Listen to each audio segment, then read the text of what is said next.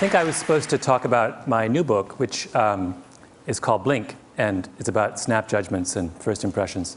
And it comes out in January, and I hope you all buy it in triplicate. But I was thinking about this, and I realized that that although my new book makes me happy, and I think will make my mother happy, it's not really about happiness. So I decided instead I would talk about someone who I think has done as much to make Americans happy as perhaps anyone over the last 20 years.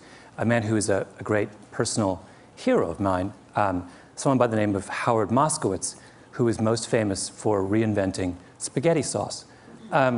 Howard's about this high, and he's round, and he's in his 60s, and he has big, huge glasses and thinning gray hair, and he has a kind of wonderful exuberance and vitality, and he has a parrot, and he loves the opera, and he's a great aficionado of medieval history.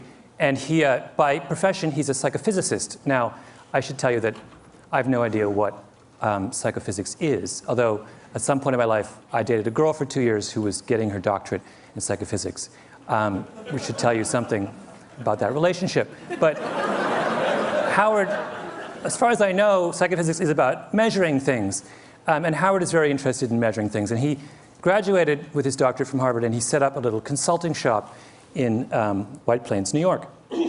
And one of his first clients was, this is many years ago, back in the early 70s, one of his first clients was Pepsi. And Pepsi came to Howard and they said, you know, there's this new thing called aspartame, and we would like to make Diet Pepsi. And we'd like you to figure out how much aspartame we should put in each can of Diet Pepsi in order to have the perfect drink. Right? Now that sounds like an incredibly straightforward question to answer. And that's what Howard thought. Because Pepsi told him, look, we're working with a band between 8 and 12%. Anything below 8% sweetness is not sweet enough. Anything above 12% sweetness is too sweet. We want to know what's the sweet spot between 8 and 12. Now, if I gave you this problem to do, you would all say, it's very simple. What we do is we make up a big experimental batch of Pepsi at every degree of sweetness, 8%, 8.1, 8.2, 8.3, all the way up to 12. And we try this out with thousands of people, and we plot the results on a curve, and we take the most popular concentration, right? Really simple. Howard does the experiment, and he gets the data back, and he plots it on a curve, and all of a sudden he realizes it's not a nice bell curve. In fact, the data doesn't make any sense. It's a mess. It's all over the place, right? Now, most people in that business, in the world of testing food and such, are not dismayed when the data comes back a mess. They think, well, you know, figuring out what people think about cola is not that easy. You know, maybe we made an error somewhere along the way. You know, let's just make an educated guess, and they simply point and they go for 10%, right in the middle. Howard is not so easily placated. Howard is a man of a certain degree of intellectual standards, and this was not good enough for him. And this question bedeviled him for years. And he would think it through and say, what was wrong? Why could we not make sense of this experiment with Diet Pepsi? And one day he was sitting in a diner in White Plains about to go, trying to dream up some work for Nescafe. And suddenly, like a bolt of lightning, the answer came to him. And that is that when they analyzed the Diet Pepsi data, they were asking the wrong question. They were looking for the perfect Pepsi, and they should have been looking for the perfect Pepsis. Trust me, this was an enormous revelation. This was one of the most brilliant breakthroughs in all of food science. And Howard immediately went on the road, and he would go to conferences around the country, and he would stand up and he would say, you have been looking for the perfect Pepsi. You're wrong. You should be looking for the perfect Pepsis. And people would look at him with a blank look, and they would say, what are you talking about? It's craziness. And they would say, you know, move, next. He tried to get business, nobody would hire him. He was obsessed, though, and he talked about it and talked about it and talked about it. Howard loves the Yiddish expression, to a worm in horseradish, the world is horseradish. This was his horseradish. He was obsessed with it. And finally, he had a breakthrough. Vlasic pickles came to him. And they said, Mr. Moskowitz, Dr. Moskowitz, we want to make the perfect pickle. And he said, there is no perfect pickle. There are only perfect pickles. And he came back to them and he said, you don't just need to improve your regular. You need to create zesty. And that's where we got zesty pickles. Then the next person came to him, and that was Campbell's soup. And this was even more important. In fact, Campbell's soup is where Howard made his reputation. Campbell's made Prego, and Prego in the early 80s was struggling next to ragu, which was the dominant spaghetti sauce of the 70s and 80s. Now, in the industry, I don't know whether you care about this or how much time I have to go into this, but it was, technically speaking, this is an aside, Prego is a better tomato sauce than ragu. The quality of the tomato paste is much better. The spice mix is far superior. It adheres to the pasta in a much more pleasing way. In fact, they would do the famous bowl test back in the 70s with ragu and Prego. You'd have a plate of spaghetti and you would pour it on, right? And the ragu would all go to the bottom and the Prego would sit on top. That's called adherence. And anyway, despite the fact that they were far superior in adherence and the quality of their tomato paste, Prego was struggling.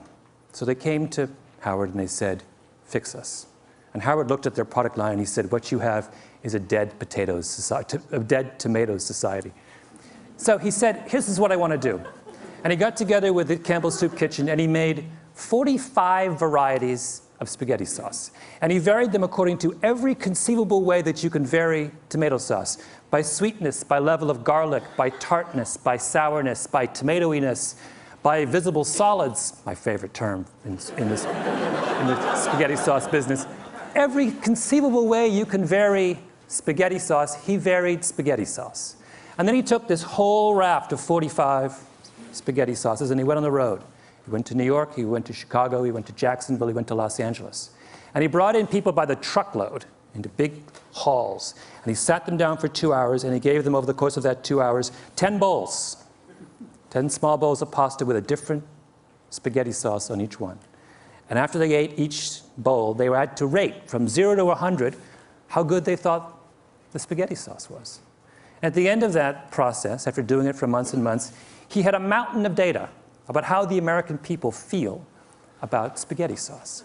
And then he analyzed the data. Now, did he look for the most popular brand variety of spaghetti sauce? No. Howard doesn't believe that there is such a thing. Instead, he looked at the data and he said, let's see if we can group all these different data points into clusters. Let's see if they congregate around certain ideas. And sure enough, if you sit down and you analyze all this data on spaghetti sauce, you realize that all Americans fall into one of three groups. There are people who like their spaghetti sauce plain, there are people who like their spaghetti sauce spicy, and there are people who like it extra chunky. And of those three facts, the third one was the most significant, because at the time, in the early 1980s, if you went to a supermarket, you would not find extra chunky spaghetti sauce. And Prego turned to Howard and they said, are you telling me that 1/3 of Americans crave extra chunky spaghetti sauce, and yet no one is servicing their needs? And he said yes. And Prego then went back and completely reformulated their spaghetti sauce and came out with a line of extra chunky that immediately and completely took over the spaghetti sauce business in this country. And over the next 10 years, they made $600 million off their line of extra chunky sauces. And everyone else in the industry looked at what Howard had done and they said, oh my God, we've been thinking all wrong. And that's when you started to get 7 different kinds of vinegar and 14 different kinds of mustard and 71 different kinds of olive oil. And then eventually even ragu hired Howard. And Howard did the exact same thing for ragu that he did for Prego. And today, if you go to the supermarket, a really good one, and you look at how many ragus there are, do you know how many they are? 36. In 6 varieties. Cheese, light, robusto, rich and hearty, old world traditional, extra chunky garden. That's Howard's doing. That is Howard's gift to the American people. Now, why is that important? It is, in fact, enormously important. I'll explain to you why. Because what Howard did is he fundamentally changed the way the food industry thinks about making you happy.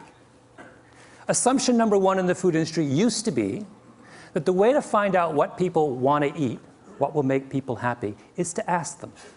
And for years and years and years and years, Ragu and Prego would have focus groups.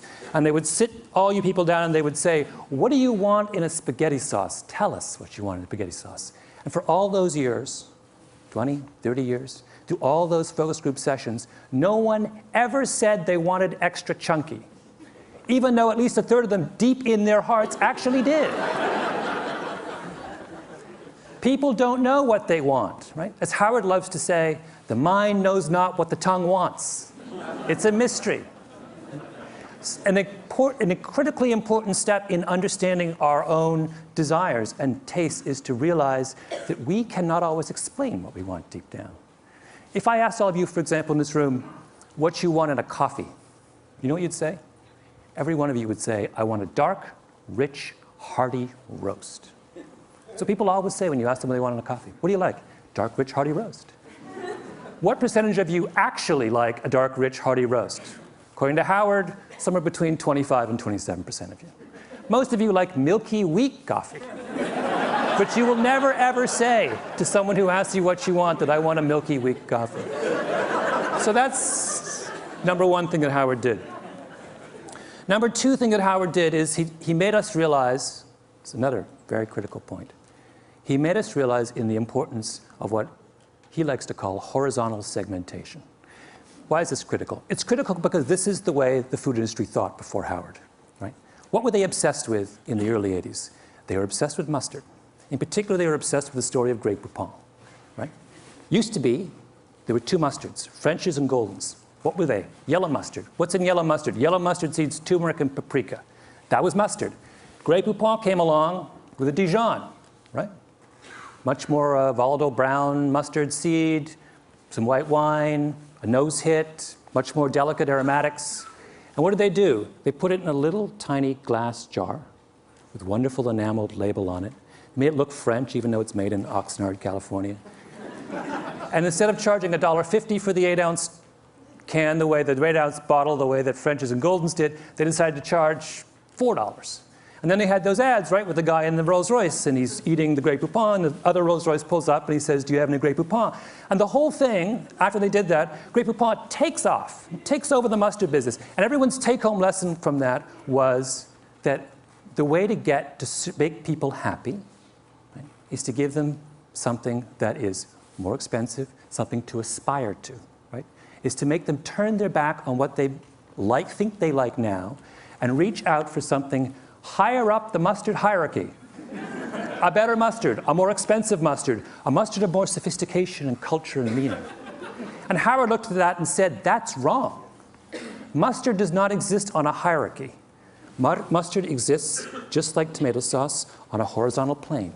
There is no good mustard or bad mustard. There is no perfect mustard or imperfect mustard. There are only different kinds of mustards that suit different kinds of people. He fundamentally democratized the way we think about taste. And for that as well, we owe Howard Moskowitz a huge vote of thanks.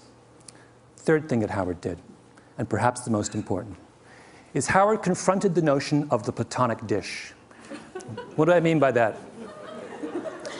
For the longest time in the food industry, there was a sense that there was one way, a perfect way, to make a dish. You go to Chez Panisse, they give you the red tail sashimi with roasted pumpkin seeds in a something reduction. They don't give you 5 options on the reduction, right? They don't say, do you want the extra chunky reduction or do you want the... No, you just get the reduction. Why? Because the chef at Chez Panisse has a Platonic notion about red tail sashimi. This is the way it ought to be. And when that, and she serves it that way time and time again, and if you quarrel with her, she will say, you know what? You're wrong. This is the best way it ought to be in this restaurant. Now that same idea fueled the commercial food industry as well. They had a notion, a Platonic notion of what tomato sauce was. And where did that come from? It came from Italy. Italian tomato sauce is what? It's blended, it's thin. The culture of tomato sauce was thin. When we talked about authentic tomato sauce in the 1970s, we talked about Italian tomato sauce. We talked about the earliest ragouts, which had no visible solids, right? Which were thin, you just put a little bit over and it sunk down to the bottom of the pasta. That's what it was. And why were we attached to that? Because we thought that what it took to make people happy was to provide them with the most culturally authentic tomato sauce, A, B. And B, we thought that if we gave them the culturally authentic tomato sauce, then they would embrace it. And that's what would please the maximum number of people. And the reason we thought that, in other words, people in the cooking world were looking for cooking universals. They were looking for one way to treat all of us. And it's, good reason for them to be obsessed with the idea of universals, because all of science through the 19th century and much of the 20th was obsessed with universals. Psychologists, medical scientists, economists were all interested in finding out the rules that govern the way all of us behave. But that changed, right? What is the great revolution in science of the last 10, 15 years? It is the movement from the search for universals to the understanding of variability. Now in medical science, we don't want to know just how cancer works. We want to know how your cancer is different from my cancer. I guess my cancer is different from your cancer. We're interested in, genetics has opened the door to the study of human variability. What Howard Moskowitz was doing was saying, this same revolution needs to happen in the world of tomato sauce. And for that, we owe him a great vote of thanks. I'll give you one last illustration of variability. And that is, Howard not only believed that, but he took it a second step, which was to say that when we pursue universal principles in food, we aren't just making an error, we are actually doing ourselves a massive disservice. And the example he used was coffee. And coffee is something he did a lot of work with Nescafé. If I were to ask all of you to try and come up with a brand of coffee, a type of coffee, a brew, that made all of you happy, and then I ask you to rate that coffee, the average score in this room for coffee would be about 60 on a scale of 0 to 100. If, however, you allowed me to break you into coffee clusters, maybe 3 or 4 coffee clusters, and I could make coffee just for for each of those individual clusters, your scores would go from 60 to 75 or 78. The difference between coffee at 60 and coffee at 78 is a difference between coffee that makes you wince and coffee that makes you deliriously happy. That is the final and I think most beautiful lesson of Howard Moskowitz, that in embracing the diversity of human beings, we will find a sure way to true happiness. Thank you.